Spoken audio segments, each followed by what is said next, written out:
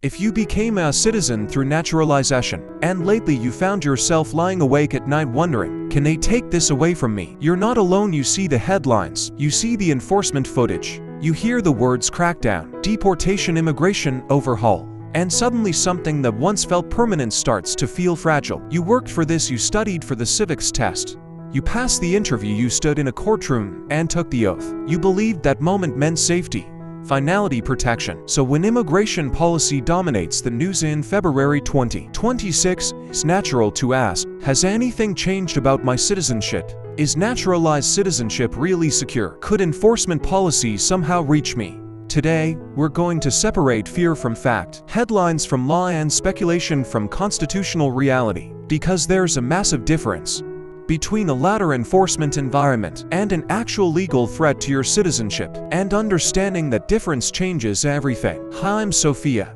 and welcome to Us Updates. My work is focused on breaking down immigration policy clearly, calmly, and factually, especially during moments like this, when anxiety spreads faster than accurate information. In this video, we're going to walk step by step through what Trump immigration policy in February 2026 actually means for naturalized citizens, what the Constitution guarantees, what denaturalization really is and what it is not, and the practical steps you should or shouldn't take.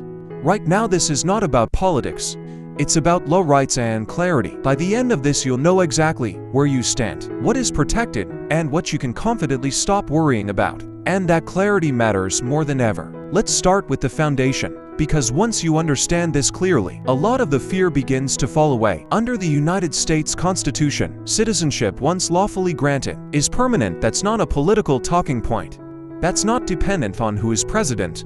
That is constitutional law, backed by Supreme Court precedent going back decades. If you completed the naturalization process, met the residency requirements, passed your civics and English exams, disclosed the required information, and took the oath of allegiance, you are a United States citizen with the same constitutional protections as someone born in this country. Your citizenship is not a visa. It is not a green card. It is not conditional status. It does not renew. It does not expire.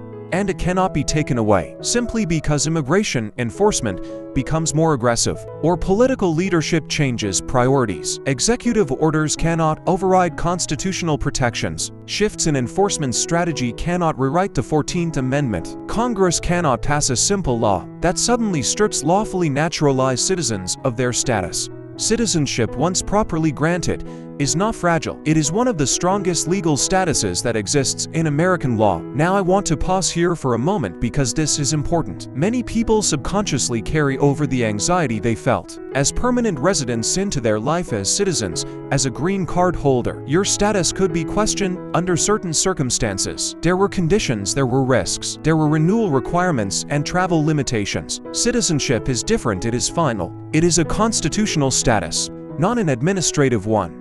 And if this kind of clear, fact-based breakdown is helpful to you, make sure you're subscribed to this channel so you don't have to rely on rumors or social media threads. The next time immigration dominates the headlines, accurate information is one of the most powerful forms of protection you have.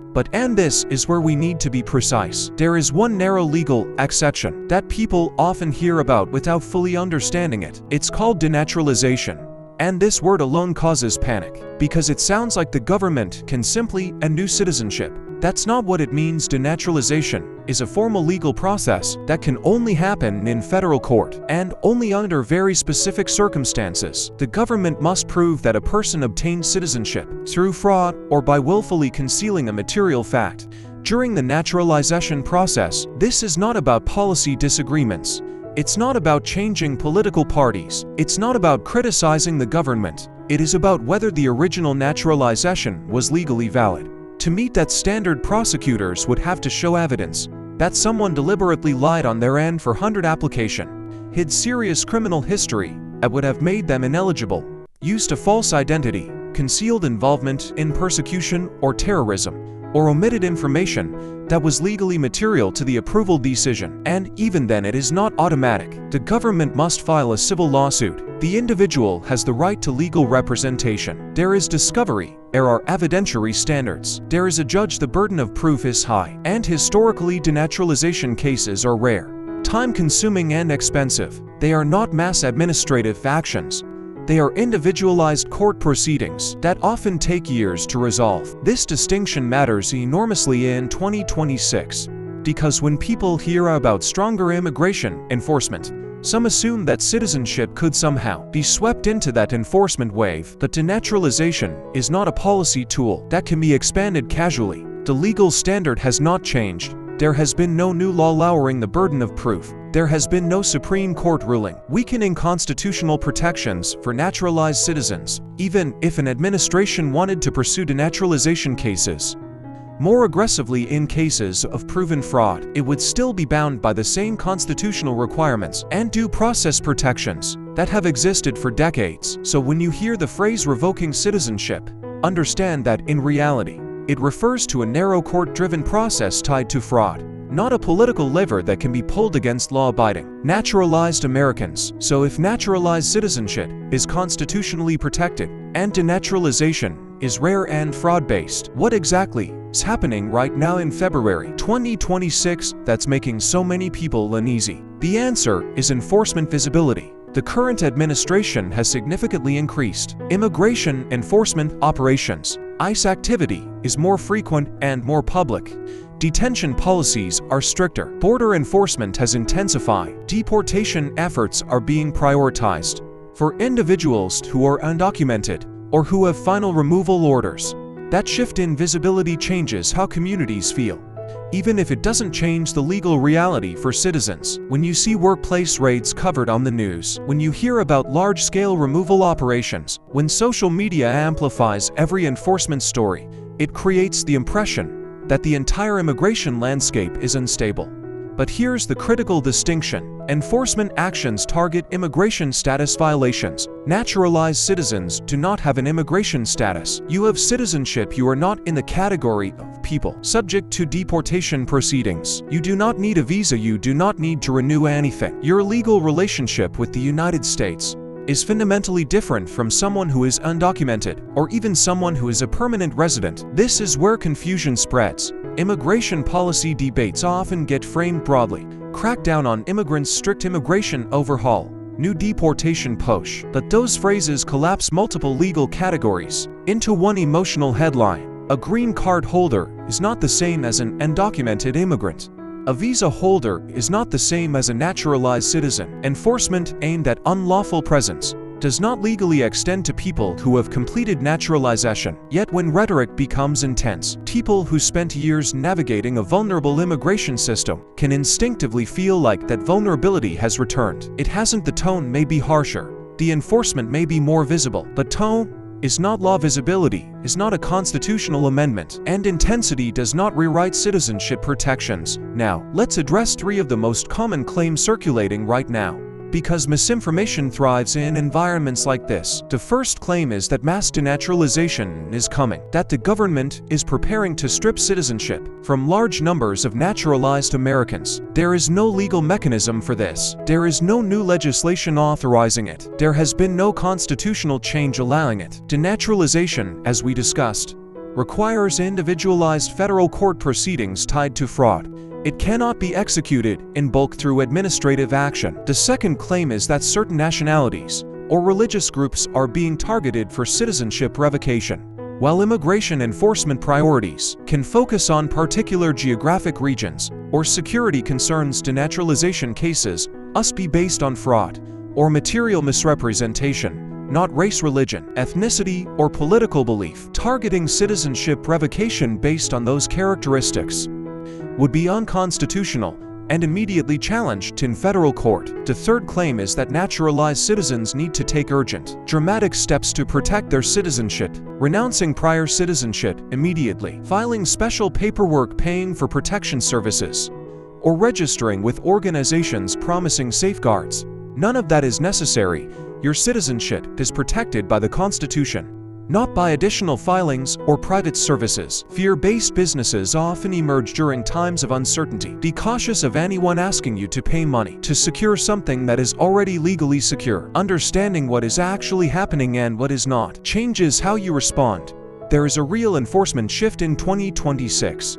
There is a heightened focus on undocumented status. There is political intensity around immigration. But none of those developments alter the constitutional permanence of lawfully obtained naturalized citizenship. When you separate enforcement optics from legal authority, the picture becomes much clearer and much less frightening. Now that we've separated legal reality from political modes, let's shift into something practical.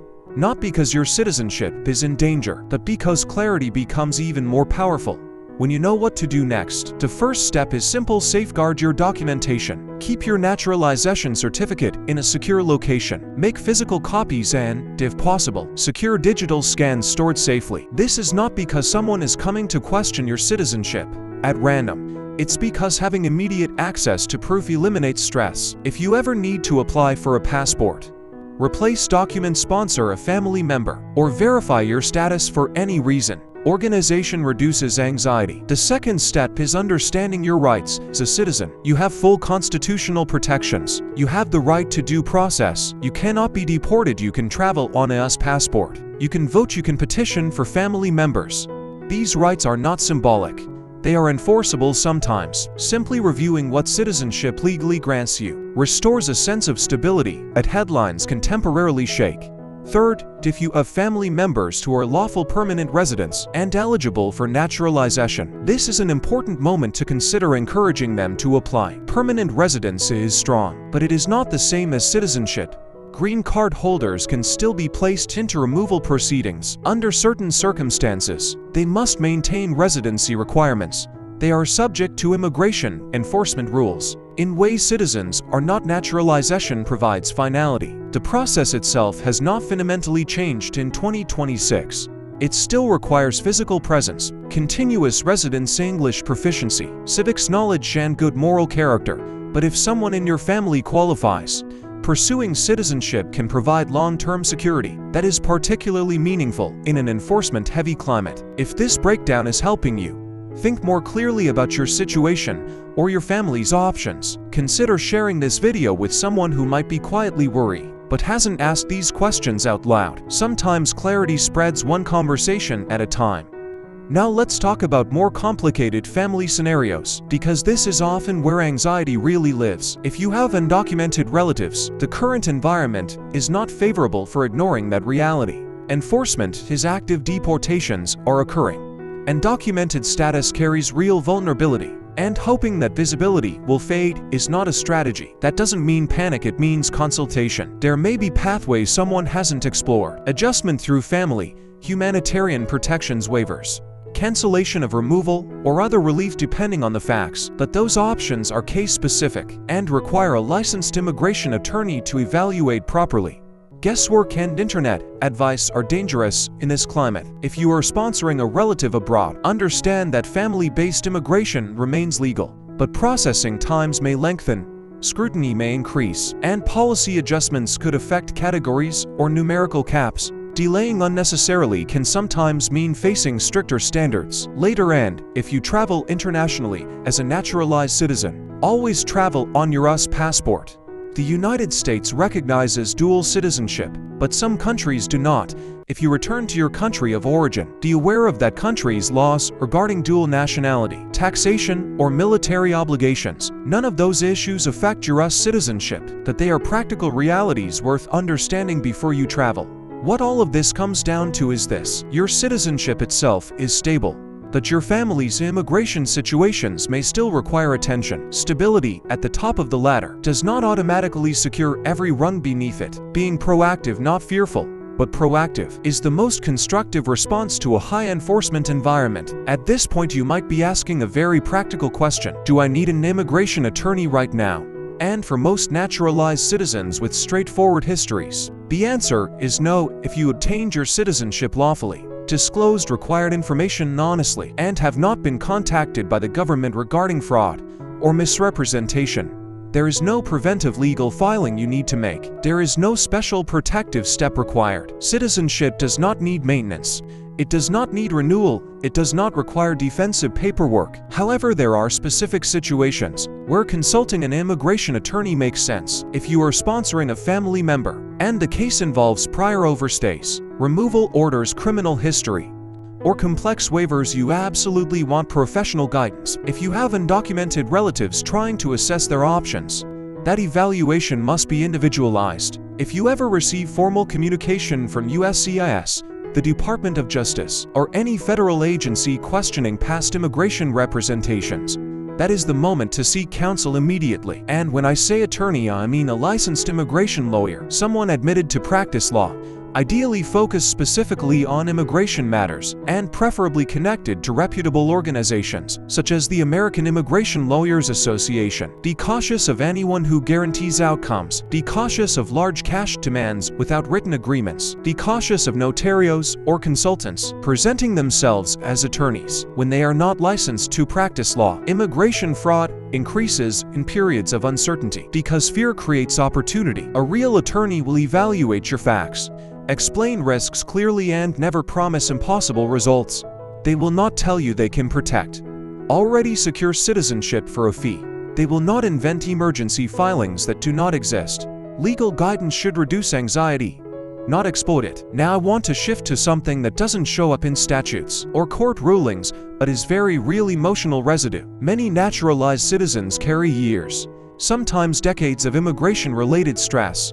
You may remember what it felt like to wait for visa approvals, to check case statuses online obsessively, to worrying about missing a document, to fear that a mistake could derail everything. That psychological imprint doesn't disappear overnight just because you received a certificate of naturalization. So when enforcement headlines surge, even if your logical brain understands that your citizenship is secure, your nervous system may react differently. You might feel a flash of the old vulnerability. You might question something that is legally settled. That reaction doesn't mean you misunderstand the law. It means you lived through uncertainty for a long time. It's important to give yourself credit for that journey. You navigated a complex legal system. You met the requirements. You earned citizenship lawfully. The anxiety you once felt was rational. In earlier stages of your immigration process, but the legal landscape of your status has changed. You are no longer in a provisional category. If you find that the current political climate reactivates old fears, despite knowing the legal facts, consider leaning into community. Talk to other naturalized citizens who share similar experiences. Connect with immigrant advocacy organizations that provide accurate updates. If stress feels overwhelming, there is no weakness in seeking counseling support to process it. Security is not only a legal condition, and it's also a psychological one. And both matter. As we look at the bigger picture in February 2026, it's important to separate two forces that often get blended together: political climate and constitutional structure. Political climate can shift quickly. Enforcement priorities can intensify. Public rhetoric can become sharper. Media coverage can amplify every action. But constitutional structure moves slowly, deliberately, and with high barriers to change. Citizenship falls into that structural category. It is anchored in the 14th Amendment and reinforced by decades of Supreme Court precedent. That foundation does not move with each election cycle. So when you hear sweeping language about immigration crackdowns, remember that those policies operate within legal categories: undocumented status, visa violations, removal orders, asylum eligibility. Citizenship is a different category entirely. If you naturalize lawfully and honestly, there is no hidden mechanism waiting to undo that. There is no executive shortcut. There is no quiet administrative sweep.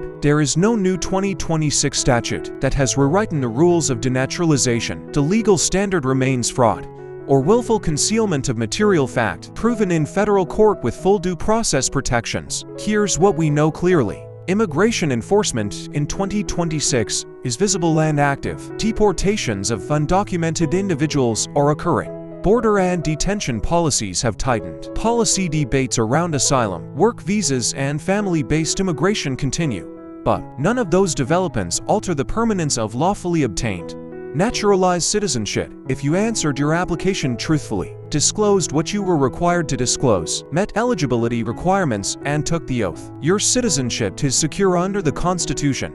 That is not optimism, it is legal fact. So the path forward is not panic, it is awareness. Stay informed through reliable sources like USCIS, the State Department, reputable legal organizations, and licensed immigration attorneys. Keep your documents organized.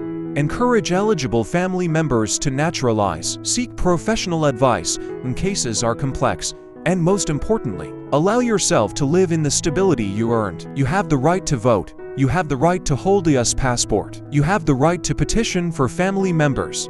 You have the right to live here without fear of deportation. Those rights are not symbolic. They are enforceable constitutional protections, and understanding them fully is one of the strongest responses to a noisy political environment. If this video has helped you feel clearer about what naturalized citizenship actually protects and what it does not, make sure you subscribe to us updates. We're committed to fact-based immigration guidance that cuts through misinformation and focuses on what the law actually says. Share this video with someone who might be worried that hasn't had access to accurate information. And if there's a specific claim you've heard or a topic you want us to address next, leave it in the comments. Your questions help shape future videos that serve real concerns in our community.